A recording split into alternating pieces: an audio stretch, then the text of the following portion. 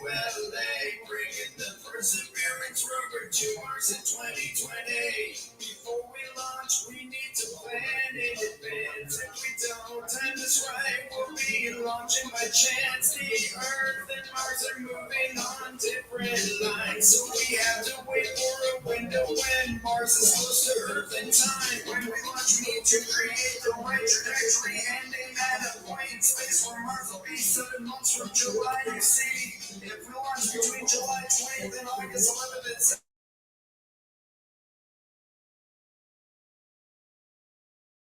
launch pad, waiting to leave. Take off and T-minus 6, 5, 4, 3, 2, 1, liftoff.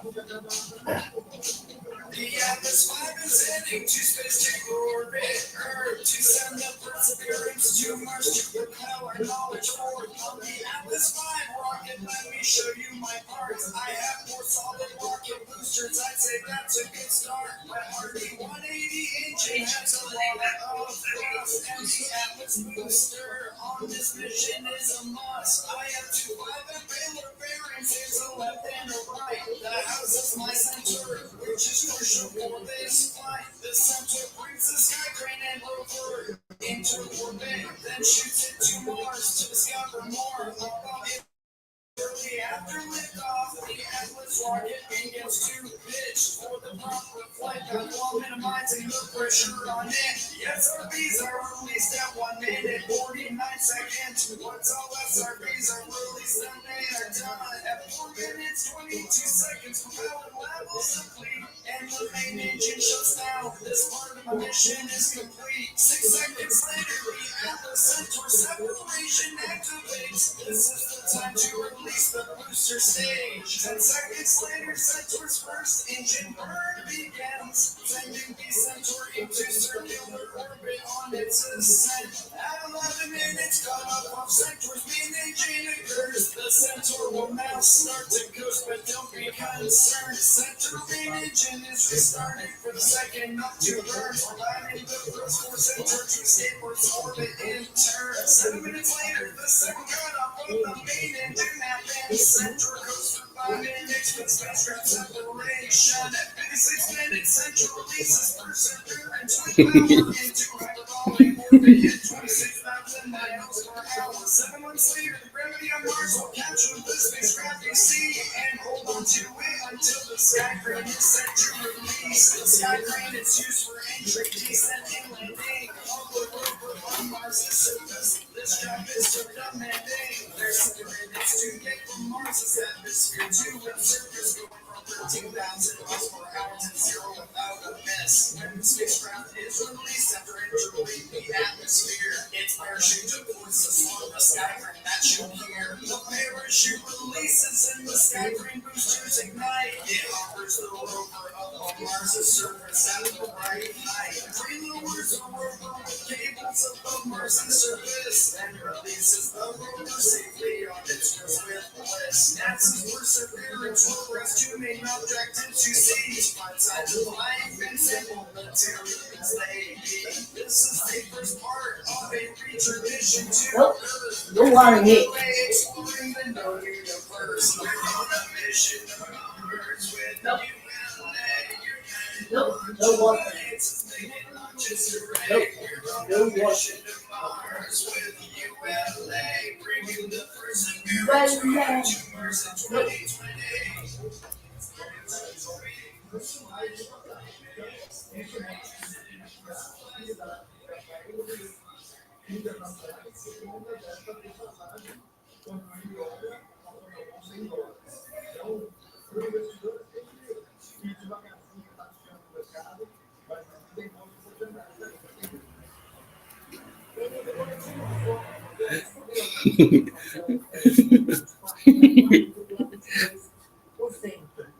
O que acontece? Quais são os fatores responsáveis que estão levando a essa alta? Se a gente levar em conta aí que já é a quinta alta seguida da inflação.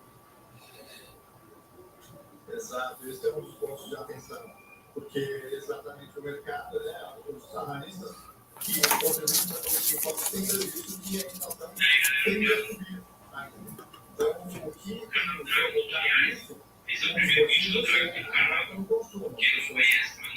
Estamos nos menores níveis de desemprego, ou seja, mais pessoas com emprego e renda. População economicamente ativa também, mas muitas pessoas no mercado de trabalho, essas pessoas vão consumir, obviamente. Então, isso acaba ficando com uma inflação tão alta.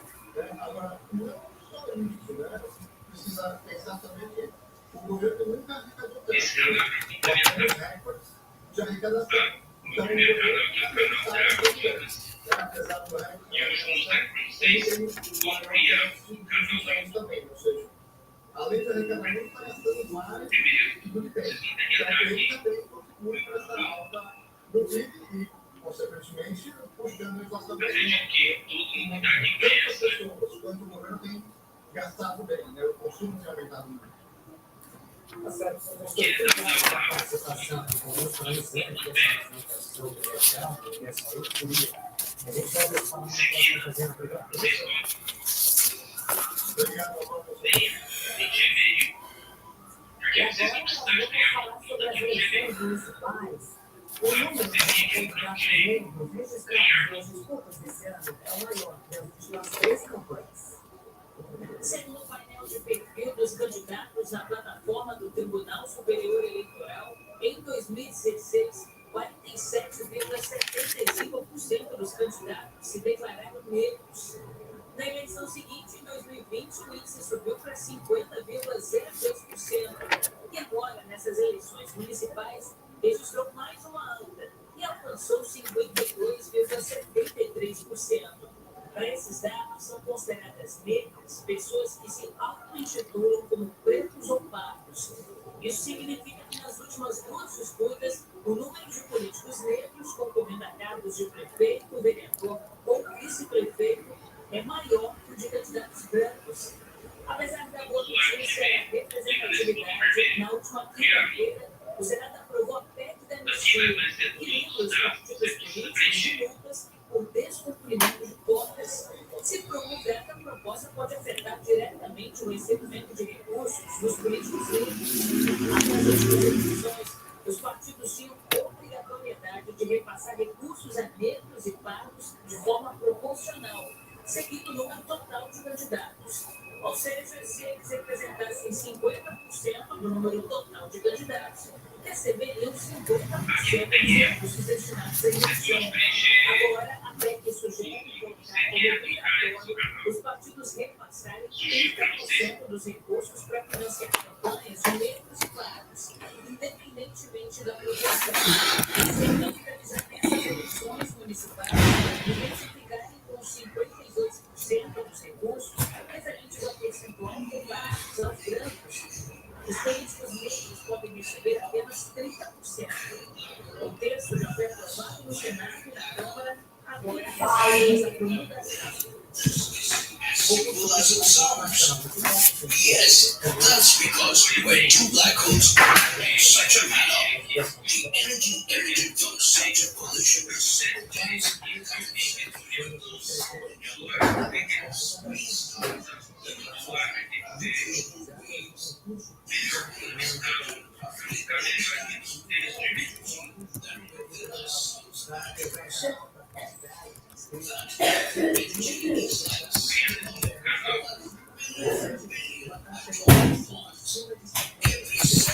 of 13.8 billion years.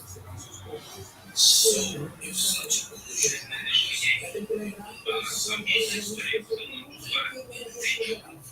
Como eu disse, eu vou passar isso praticamente pessoas de todos os municípios brasileiros. Isso nunca tinha acontecido no Campeonato Federal. Black hole to us, called the unicorn, is located about 1,500 light years away from Earth. And that's very, very, very far. Trivia time! Did you know on May 21st, 2019, Earth trembled due to the gravitational waves that came from the collision of 2 massive black holes that occurred nearly 7 billion years ago? Yes, researchers estimate that the 2 black holes must be 66 and 85 times more massive than our sun spiraled into each other, merging to form a black hole 142 times more massive than our sun. Hope you learned something fun today. Until next time, it's me, Dr. Binox, zooming out.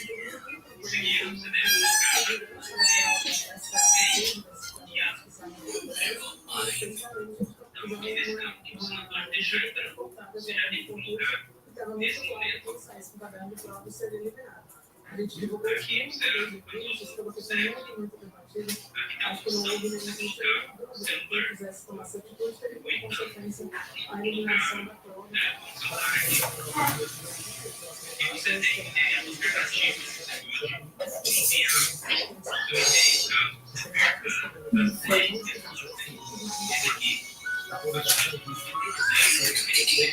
Do you know how big the largest black hole in the universe is? Well,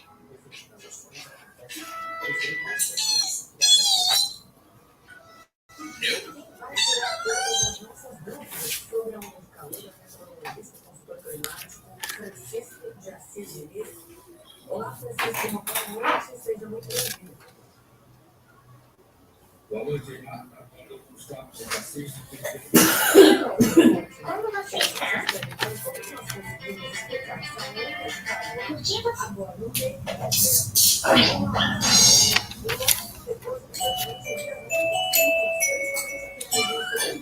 What happened to the clock, little piggy?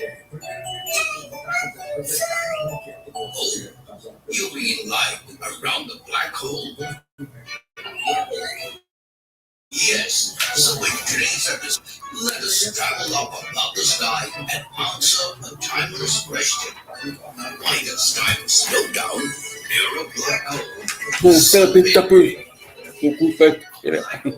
a highly dense region in space where the gravitational force is so strong that nothing can escape its pulling power, not even light, which is the fastest moving thing in our universe.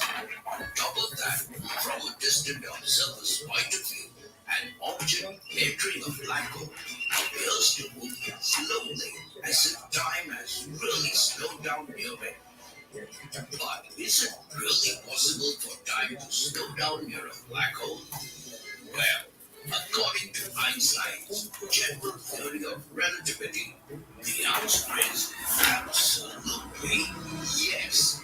In this theory, he states that time passes more slowly for someone caught in a strong gravitational field as compared to someone who is within the area of lesser gravitational force. And as a black hole is a region with intense gravity, time is bound to get affected by it. But the vital question is, why does it happen? Well, that's because, according to Einstein, space and time are connected, which can be thought of as a fabric in which the cosmic objects of the universe are embedded. These objects have the ability to warp or bend this fabric of space-time according to their sizes. And as we know, the smaller the object, the lesser the gravitational force. So it will cause a little warp in this fabric as compared to a larger object, which will emit intense gravity and will cause a huge curving of space-time around it. And as we know, black holes are massive and emit extreme gravitational force. So no wonder they will warp this fabric the most. But the vital question is, how does this warping slow down time? To understand that, we need to consider the formula of speed, which states that speed is equal to distance divided by time. Through this, we will get the average time it will take you to reach from point A to point B, depending upon the distance between the 2 points and the speed at which you are traveling.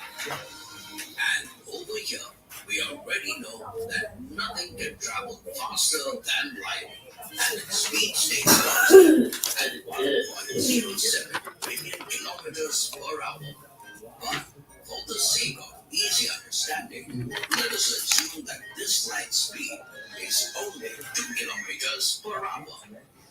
Now, let's assume the distance in a normal fabric of space and time, covering a distance of 20 kilometers at the speed of assumed 2 kilometers per hour, will take the traveler around 10 hours to cover this distance. But as we know, the strong gravity of the black hole warps this fabric, which increases the distance between points A and B. So, due to this curve, let's assume the distance increased to 30 kilometers. Thus, at the constant speed of 2 kilometers, now it will take the traveler around 15 hours to cover this distance, which is more than before. Hence, time appears to slow down near a black hole, but only to the distant observer. For the person caught in this mess, they will not feel any difference in time. Isn't it mind-boggling, friends? Trivia time! Did you know general relativity explains gravity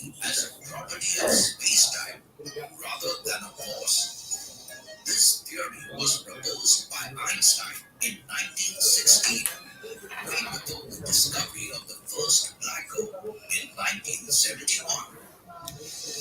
Hope you have fun today. Until next time, it's me, Dr. Reinhardt, zooming out.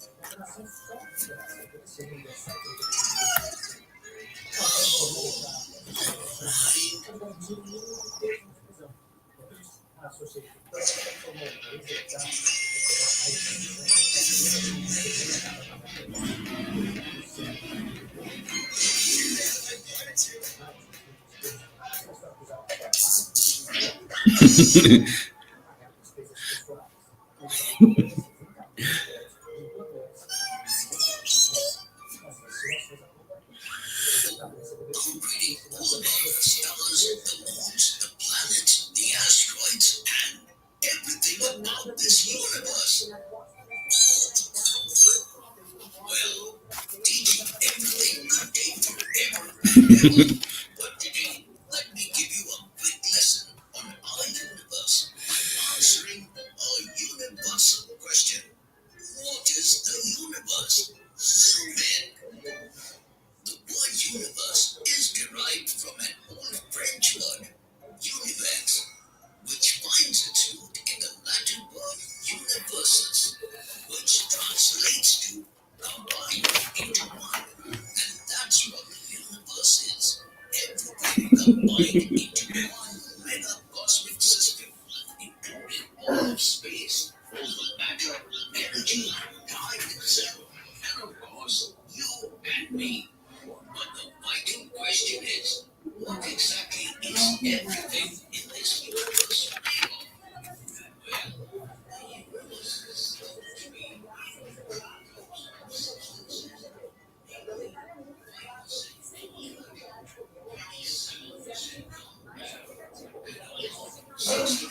percent is believed to be dark energy. Out of these, all matter consists of the atoms that make up stars, meteorites, planets,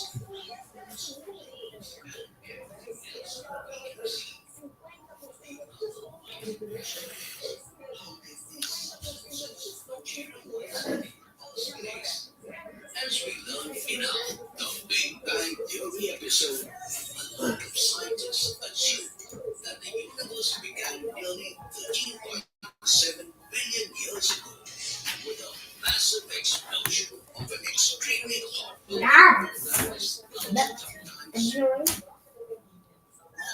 than a pinhead. After the explosion, the universe that we know today was born. To know more, please check out our video on the same topic. The link is in the description below. Though it is difficult to know the exact spatial size of the universe,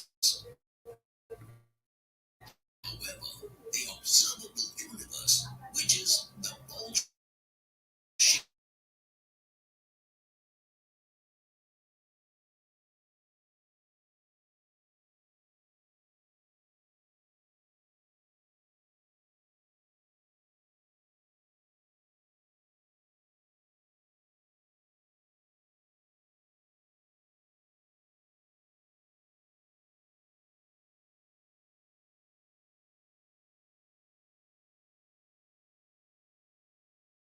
it since its birth,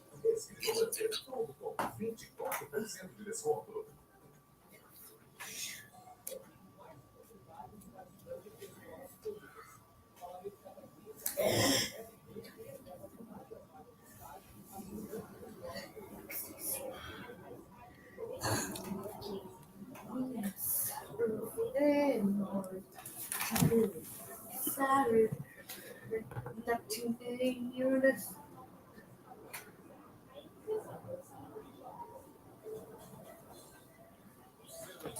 known as inflation. Yes, in the 1920s, astronomer Edwin Hubble discovered the universe was not static. Rather, it was expanding as the galaxies are moving further apart from each other as the space between them grows. So the area of space we now see is billions of times bigger than it was when the universe was very young. But it is theorized that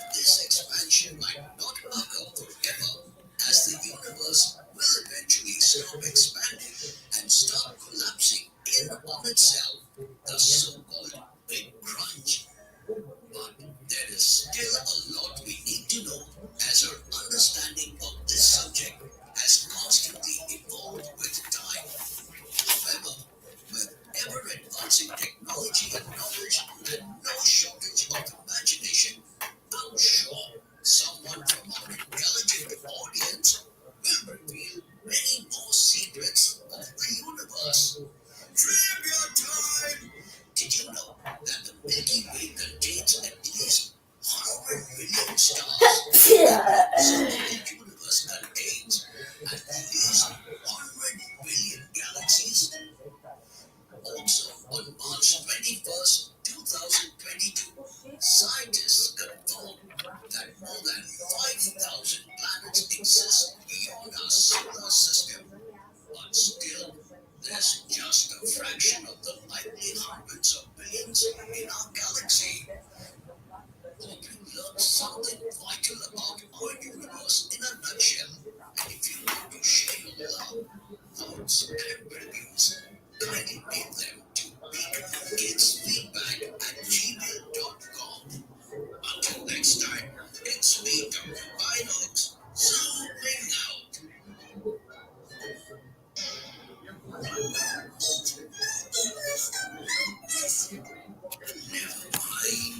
Never mind. Piano. It's touched that thing in ages. Look, we looked up this app, Simply Piano, and it's teaching us how to.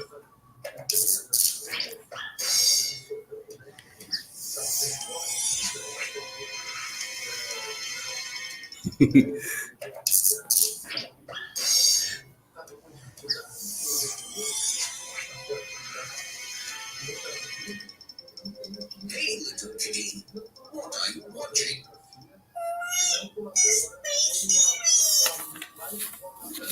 Interesting. But do you know what's the greatest mystery of the universe? Something that we can't see, touch, or even detect. Well, that's what makes it the greatest mystery, because we don't have any idea what it is. Yes, but in today's episode, we will discuss whatever we know about it so far by answering a dark, mysterious question. What is dark matter? So then, everything around us is made of normal matter, a topic we already covered in our previous video titled, What is Matter? Then we learned that all normal matter is made up of atoms, which are the building blocks of everything in the universe. Right from a grain of sand to a strand of hair, to your body, to the planets, stars, and the moon, to infinity and beyond. But you'll be surprised to know that this normal matter accounts for less than 5% of the universe, and the rest of it is made up of stuff called dark matter and dark energy, which are invisible in nature. I know what you're thinking. If dark matter is available in such an abundance, then why can't we see it? Well, as we learned in our episode, what if you become invisible? Visibility depends on the light that bounces on the object and enters our eyes. You can check the video later, but when it comes to dark matter, it is probably made of some complicated particles which don't reflect light like objects made of normal matter. But the vital question is, if it's invisible, then how do we know it exists? Well, the answer to this question lies in gravity. How? To know that, we need to travel back to 1933, when an astronomer named Fritz Zwicky was looking at galaxies to study their movement and measure the amount of matter they contain. After he finished his calculations, he was surprised to know that there was a lot of mass that could not be accounted for, and the available stuff or normal matter wasn't enough to hold the massive bodies together. This baffled the scientific community, and later studies of other galaxies also showed that there are huge gaps between visible objects in a galaxy, and the gravitational force coming from these visible objects is not enough to hold each other together. So logically, this lack of gravity means these objects should fly apart, but instead, they are still intact in their positions. So it means there must be some invisible stuff that has gravitational force holding the galaxy together. And as we can't detect it, we named it dark matter. Though we can't directly see it, we can become aware of their presence by focusing on areas with high concentration of dark matter, where the passing light bends around them. Unfortunately, apart from this little information, so far we don't know much about this mysterious stuff. So it's up to you, our lovely audience, to become scientists and solve this great mystery of the universe. Trivia time! Did you know dark matter makes up about 27% of the universe? Yes, while approximately 68% of the universe consists of dark energy. Hope you learned something enlightening today. Until next time, it's me, Dr. Binox, zooming out. Let me see the grand finale of the latest mystery series. Today, they will reveal the real thief.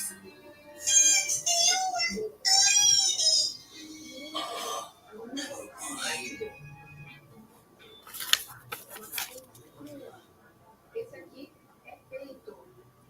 Encontre a sua estadia perfeita na app Booking.com. Um hotel nas montanhas ou uma estadia à beira-mar em Espanha. Escolha entre 28 milhões de alojamentos no mundo inteiro. Descarregue hoje mesmo a app gratuita.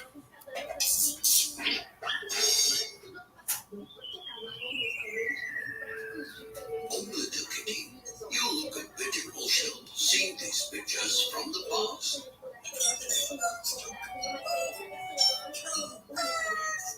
Well, practically, we are yet to build a time machine, but theoretically, we can actually see the past with the help of a big telescope like the James Webb. Well, let me explain that in today's episode by answering a timeless question: how does the James Webb telescope see back in time? Zoom in! On December 25th, 2021, NASA, along with Canadian and European space agencies, launched one of their most ambitious $10 billion projects called the James Webb Telescope into space. It is the largest, most powerful telescope ever built, with a height of a 3-story building and the length of a tennis court.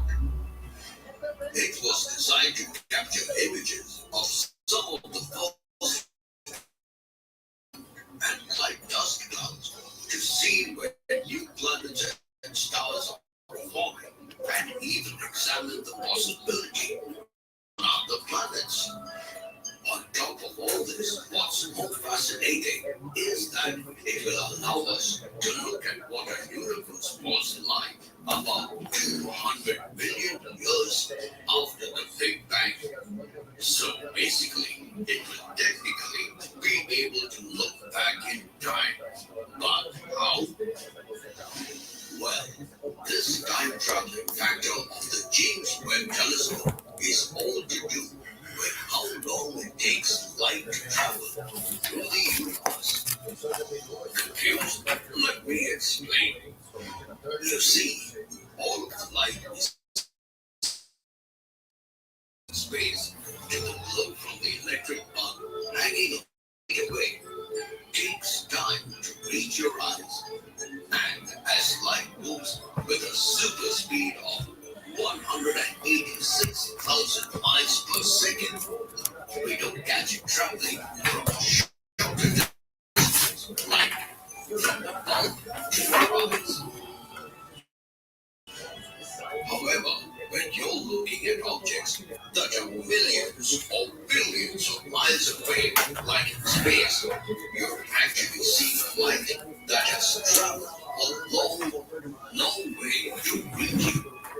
For example, Our sun is located nearly 93 million miles away from Earth. Because of this distance, it takes light around 8 minutes and 20 seconds to travel from the sun to Earth. So, when we look at the sun through protective glasses, we are actually seeing it as it appeared more than 8 minutes ago. As it appears now, you are seeing it. In other words, we are looking 8 minutes into the past. That too without any super expensive telescope. Similarly, for an object located far deep into the universe, the visible light rays coming from it are yet to reach us, due to which we can't see those objects. On top of that, in most cases, before this light could even reach us, these waves of visible light will stretch out and turn into infrared, which is invisible to human eyes. So it means we won't be able to see these objects ever. And that's why astronomers need powerful telescopes like James Webb. Because not only does this telescope zoom in on distant galaxies to observe visible light coming from many millions of light years away, but it can also pick up infrared waves that can pass through anything coming in its way.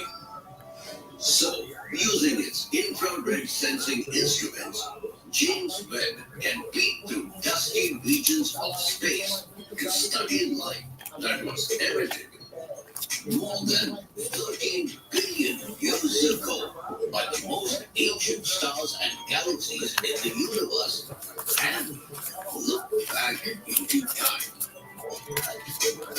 Trivia time! Did you know the telescope is named after James E. Webb, the famous administrator of NASA from 1961 to 1968? Yes, it was under his tenure the world saw the first moon landing.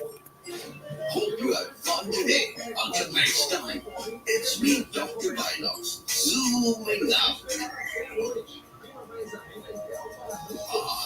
Never mind. Eu não espero, eu vou pegar o meu chapéu e a gente vai seguir esse passeio aí. Bora lá, Bruno. Bora lá, vamos subir aqui. É isso aí, bora lá? Bora. Então vamos.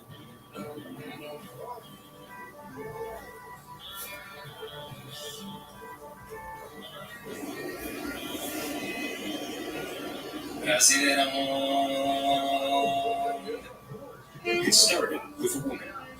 We'll call her Valerie. It doesn't matter whether or not that it's her real name, since her real name is lost, even to herself. Valerie was a young woman, but what many would describe as a very old soul. She'd been to strange places, seen awful things, and gotten in touch with some dangerous people. Like a lot of people with hard lives, Valerie tried to find relief wherever she could. Partying, gambling, buying herself expensive things. After all, she was here for a good time, not a long time. She wanted to get any pleasure she could as much as possible. That's how she ended up in the high rollers section of a very exclusive private club in New York City.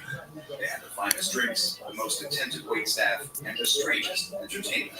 But that's the kind of exceptional service you could expect, run by one of the most powerful and influential clandestine enterprises in the world, Marshall, Carter, and Garth Limited. Valerie had anyone idea who the club's owner was, though.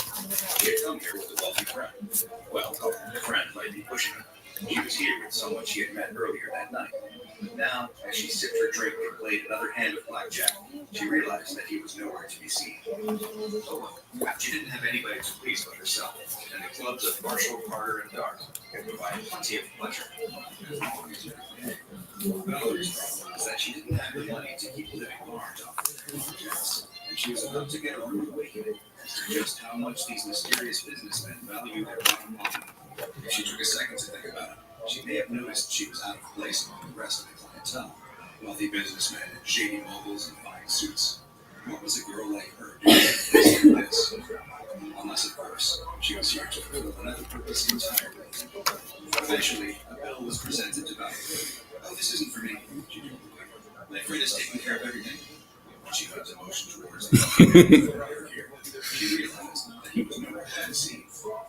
I'm afraid the gentleman I believe you're referring to left some time ago, the waiter told her. Valerie was disappointed.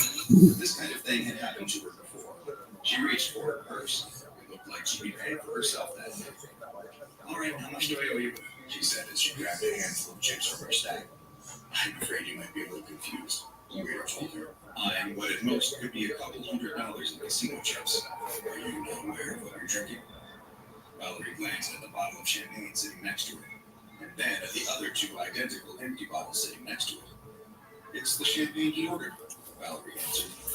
Yes, said the waiter, but that isn't just any champagne.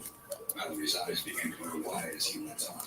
Those are from a very rare and very expensive vintage. How rare? Valerie nervously asked. Extremely rare, the waiter told her. Each bottle you were drinking cost. It felt like the room suddenly filled with rushing water. The edges of her vision dimmed as a roar filled her ears, as she heard the last thing the waiter said. Each bottle she had drank cost $20,000. When Valerie regained her senses, she was being escorted by a group of tall gentlemen in dark business suits into a soundproof back room, where they explained the severity of her situation. As the fear continued to set in, she started to beg. She said that if they just gave her a little more time, she could earn back the money she owed them. The solemn-faced representative explained to her that Marshall, Carter, and doesn't operate like that. However, there would be other ways that she could pay back her debt to them, but it would be their way. They gave a brief explanation that providing luxury private clubs to an esteemed clientele was only one part of their enterprise. The other side of their business was even more exclusive. An auction house where a unique product was sold to the highest bidders. And come to think of it, there was a hole in the market that seemed to be just Valerie's size. All they asked for was for her to spend a period of time in their service. When the debt was repaid, her life would be hers once more. The next door to her as well. Although she would have to work for it, time would not actually pass for her during her service. She'd get to keep her youth. It would be as if she'd never worked for them at all. Blink of an eye, she'd be right back where she was. Valerie took just a moment to consider it. She wasn't sure she believed what these men were telling her. She heard and seen some very strange things in her life. Was this really so hard to believe? And after all, what choice did she have? She didn't have $60,000. So she agreed to repay her debt to Marshall, Carter, and Dark, and do whatever that entailed. The representative assured her that all she'd need to do is lay back and relax. They'd take care of the rest. But Valerie didn't remember much after that moment. When she awoke in the dark, she couldn't move any part of her body other than her eyes. The next time she saw the light, she remembered being on stage, looking down at a crowd of people wielding auction paddles, while an animated auctioneer reeled off the many advantages of some product she couldn't see. Certain words and phrases stuck out. Fully articulated and imposable, warm to the touch, not a blemish on her. Never talks back. She'll always look you right in the eye. Eventually, someone won, and she was placed back in the darkness. Years went by, being taken in and out of the dark by strangers, wearing different clothes and being referred to by different names, moving only when she was permitted. Little by little, she forgot the person that she once was. One day ran into the next. It all became a blur of darkness, punctuated by brief flashes of light. Years turned into decades. She never said a word. She forgot what it even felt like to be able to speak. But then one day, out of the darkness, appeared a pair of strangers in black technical gear who looked at her with an expression somewhere in between pity and disgust. From that moment on, she finally found a new name to replace that empty void. Now, she was SCP-446. The files on SCP-446 are as mysterious as they are deeply disconcerting. We can only speculate as to the exact process that led to the creation of SCP-446, since the duplicitous salesmen at Marshall, Carter, and Dark Limited don't seem even to share their secrets with anyone outside of their organization. But what SCP Foundation researchers have learned from solid empirical observation is that SCP-446 is a humanoid mannequin 1.75 meters tall and weighing 52.16 kilograms. She is, or perhaps was, a pale-skinned Caucasian woman who appears to be measures 17.78 centimeters at its longest, with bright blue eyes, and the distinctive Marshall Carter and dark limited logo tattooed on her lower back. In many ways, she has all the hallmarks of a living human being. She's superficially anatomically correct, with realistic skin tone and texture, eye coloration and sclera clarity, and researchers who dealt with her directly claim that she has the warmth of a real human being. Despite seeming to be alive, though, SCP-446 doesn't respond to verbal communication, has no voice or heart, which doesn't even appear to breathe. Whether SCP-446 can truly be considered alive is still an open question among Foundation researchers. SCP-446 is stored in the same metal box she was found in, which is plain save for a series of clothing measurements for those wishing to purchase their own custom accessories. When Foundation field agents first discovered it, they didn't consider it. However, what they found was that she responded to their touch, sitting up on her own. All it took to get her to lay back down was a gentle push on her shoulders from the front. For further study, it was discovered that selective touch cues can induce different types of movement in SCP-446. She could be induced to stand up on her own, and through gentle pressure applied to the top of the head, she could be induced to sit or lay back down. You may have also noticed the somewhat uncanny quality of SCP-446's eyes. Please don't be alarmed. It isn't anything out of the ordinary. Her eyes will follow the nearest person to her around the room. She'll try to make eye contact if possible. Don't let it bother you. Everyone gets used to it eventually. Her limbs can also be posed and manipulated as required, even to positions requiring balance, like standing on one leg. However, if pushed over, she will immediately lose balance and fall. It seems almost as though her actions are defined as much by the toucher's intent as the touch itself. Essentially, out of many more ways to learn about SCP-446, an in-depth medical examination was authorized. Given the humanoid nature of 446, the doctor conducting the examination decided to proceed in a manner similar to the kinds of autopsies given to non-anomalous human corpses. The doctor noted being disturbed by the fact that 446's eyes kept following, even as they prepared the tools for the autopsy. They also remarked the almost freakish clearness of the subject's skin. There wasn't a single detectable mark or blemish, almost like a porcelain doll. There was no rigor or rigor mortis, nor any signs of damage or injury to the body. Examination of the mouth revealed an obstruction at the top of the throat, a metal plate fixed to the back of her mouth, bonded to the flesh on all sides. The plate shifts slightly when touched, which couldn't be removed. Similar plates had been installed in the ear canal, nostrils, and all other vital orifices, as if to ensure that nothing can penetrate 446's body. The doctor then moved on to the internal examination of SCP-446, beginning with a number of X-rays. These revealed several irregularly shaped masses inside 446's body, covering major organs such as the heart, brain, kidneys, and liver. Dissection revealed these masses to be boxes of various shapes and sizes, constructed from the same metal that comprises the obstructed plates. These boxes are connected with the corresponding organs through a series of wires and tubes. The doctor notes that neither their scalpel nor their wire saw could cause any meaningful damage to the boxes, that it's possible the boxes not only keep the body preserved, but also allow for its limited set of movements. Certain barriers presented themselves during the dissection process, both physical and psychological. SCP-446 exhibited an extraordinary healing pattern, fully repairing her own skin minutes after having her chest fully opened in a body incision. This made sustained internal observation difficult. The doctor declined to perform any more extensive mutilations, for fear that the damage would be irreparable. This limited the progress that could be made in the procedures overall. However, it wasn't the worst thing to occur during the dissection. The doctor noted that SCP-446 stared at them the entire time while they were making incisions into the body, making them extremely uncomfortable. During the several-minute healing process of the Y incision in your chest, SCP-446's mouth moved, as if speaking silently the entire time. The doctor left a note that this may suggest a level of sapience in 446, though nothing could be proved conclusively on that front. The file for SCP-446 is a relatively sparse one, given the minimal containment requirements of the anomaly. Between studies, she is simply kept in her box. There has, however, been one notable incident involving SCP-446, documented by Foundation researcher Dr. Silva back in 2010.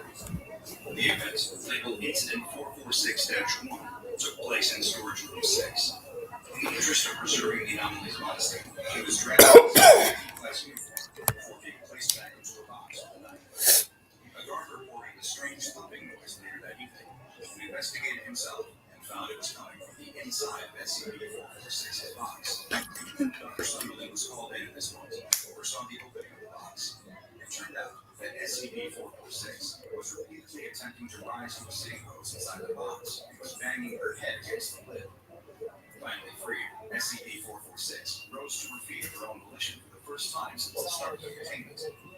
She assumed a strange pose, her head bowed and her wrists touching above her head, as though her hands were bound at the wrists, or she was desperately praying, begging. Her facial expression also shifted for the first time, taking on a look of sadness and fear. Dr. Sunderland was able to make SCP-446 return to a more neutral standing position. Nothing could make her permanently assume the laying position again until the D-class uniform was once again removed. There is still not a confirmed explanation as to why exactly this happened, but the answers may be too horrible to even consider.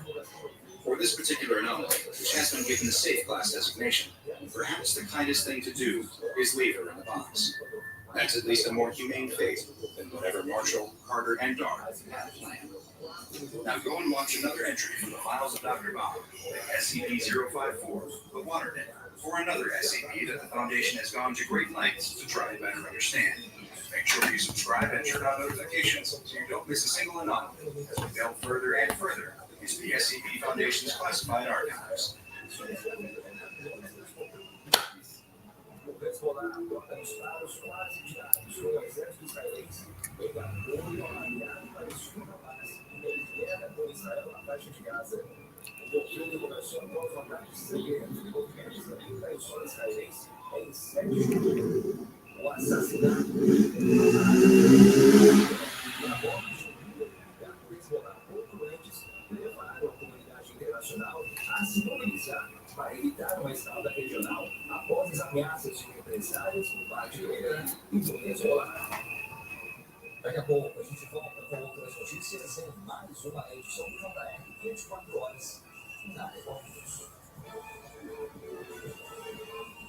Oferecimento Batismo, dicas de segurança para todo caminho de cilada.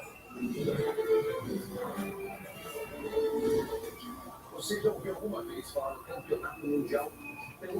Existe, está acontecendo inclusive em Buenos Aires, na Argentina. Segundo a organização, a competição bateu um recorde de inscritos esse ano. São 750 casais de 53 países. Outra vez tem duas categorias, lutando de solo e lutando de palco. O primeiro, ele é caracterizado por argumentos lentos e lentos na longa. Don't want voice for noise. Have you guys seen any good movies lately? Nope, I've been too busy with my project to watch. Nope. The last movie I watched taught me to like lessons, so be careful about what you watch. Really? Was it a movie for kids or adults? I think it was for kids. Did Royce noise that you was stuck? Any good movies lately? Nope, I've been too busy with my project to watch. Nope. The last movie I watched. You guys seen any good movies lately? Nope, I've been too busy with my project to watch. The last movie I watched taught me to like lessons, so be careful about what you watch. Really? Was it a movie for kids or adults? I think it was for kids. Esse torneio ia published articles like Did police know that you stopped by? Hey, guys! Wait, there's something sus about you today. Oh, please. Wait, there's something sus about you today.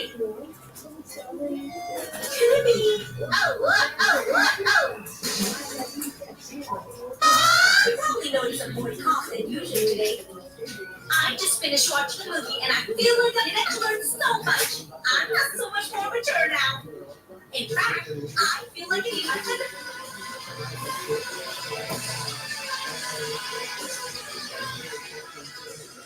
no worries, guys. We're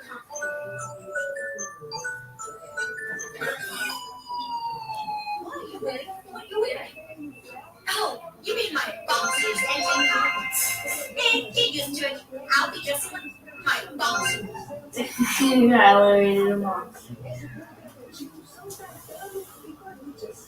Essas equipes a gente tem alguns destaques que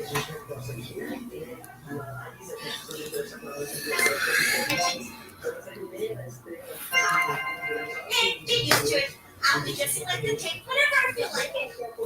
Junior Bob is this Junior Bob. Junior Bob is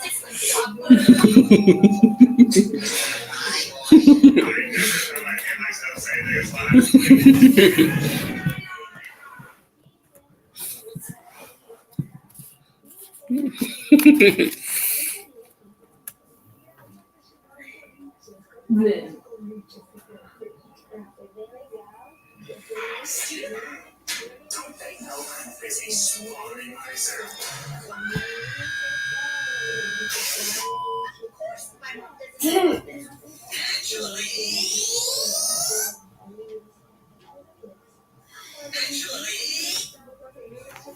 YKW this AKS HUWALE. So the trick is getting out of here, so I really stop using it every so much.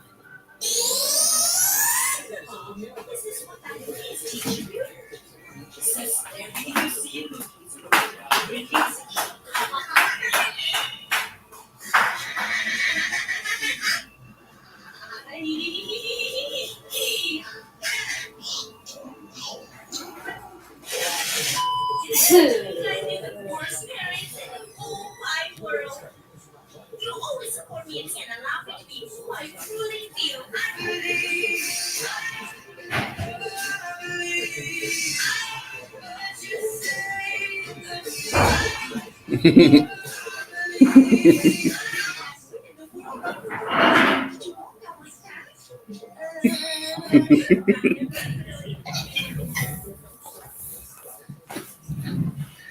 What do you think about yourself? Let's see.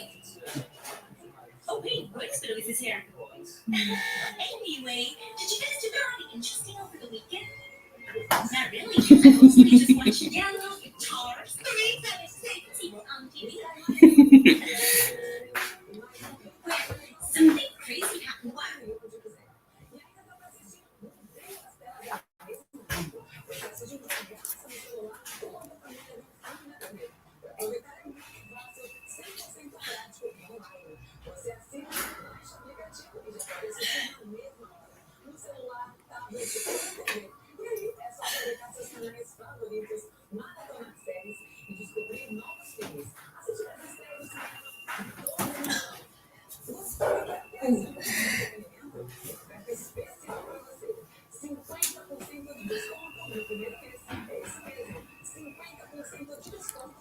I was on YouTube. This person online found locations, numbers down for everything video, even when it's on his phone.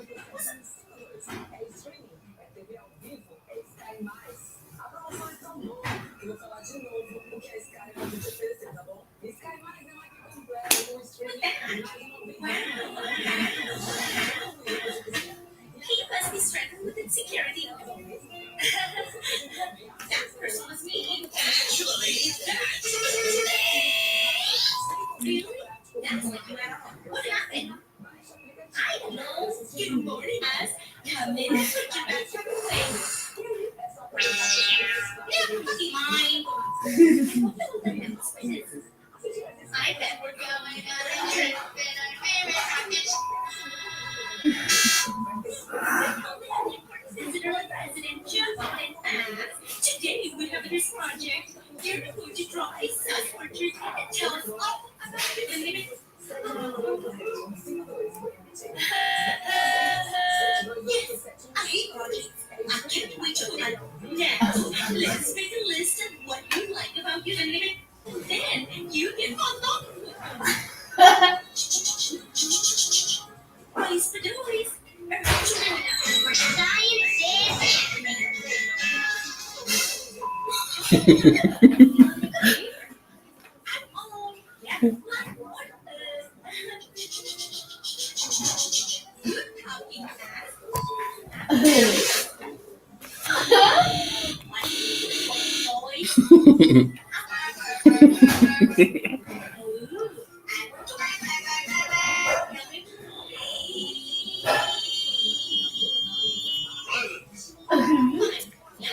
We're supposed to come up with a list of what we like about our limit. That's easy. I like that. No, you do that this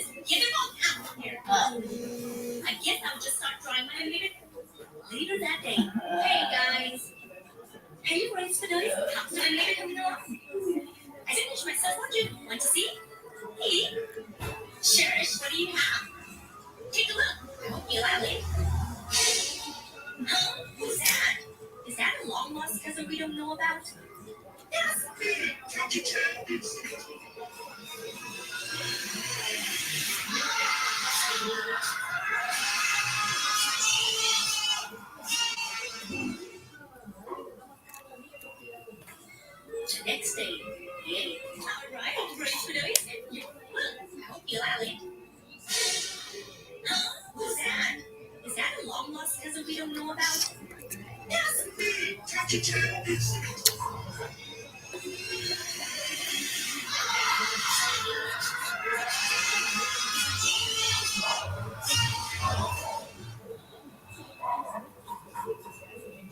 day.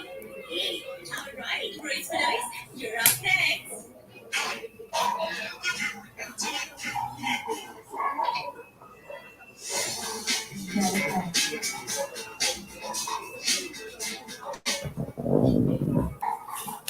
Welcome to the Here's My Story channel. I'm Sadie. I live in a beautiful house. The best part is, I bought this house with the money I made. I swim in this wonderful pool every day. We have 4 luxury cars in our garage. We have a full kitchen staff and servers. My parents left their jobs last year because, thanks to me, we're millionaires. They don't need to work anymore. So, how did I make a fortune? Hang tight. I'll tell you something you'll probably never hear again. I owe all this fortune to a disease. More specifically, a genetic disorder. You heard that right. Thanks to this genetic disorder, I can make thousands of dollars by working only a few days a month. Now I'm going to tell you all about this interesting condition I have and how it made me a millionaire. The medical term for my condition is congenital insensitivity to pain. It's called CIP for short. You could call it the not able to feel physical pain disorder. It's a genetic disorder. There are tons of videos on YouTube about people with it. You might have watched one of those, but I'll still briefly explain to you what my disease is, because it's really interesting. First of all, this is a very rare disease. It's estimated that there are only 500 CIP patients in the world. Although it's recognized as an issue that has to do with genes, the real cause is unknown. To put it simply, my brain doesn't know what pain is. This is why I can't feel pain when I should. Don't be jealous. This is not a good thing at all. I'll explain with an example. Normally, feeling pain is a defense mechanism.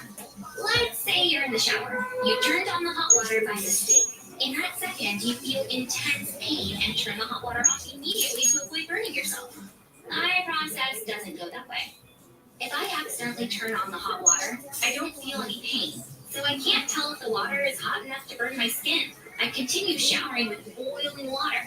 Meanwhile, I get these deep burns in my skin, but I can only tell that I got them when I get out of the shower and see the wounds. It can take months for my skin to heal and recover. As you can tell from this example, people who don't feel pain lack an important bodily defense mechanism. On the other hand, I have to say there are advantages to being a CIP patient.